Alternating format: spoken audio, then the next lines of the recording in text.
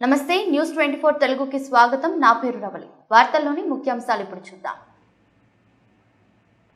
మంచిర్యాల జిల్లా జన్నారం మండలంలో ఈరోజు ప్రజాపాలన కార్యక్రమం ఒక జాతరలా సాగింది.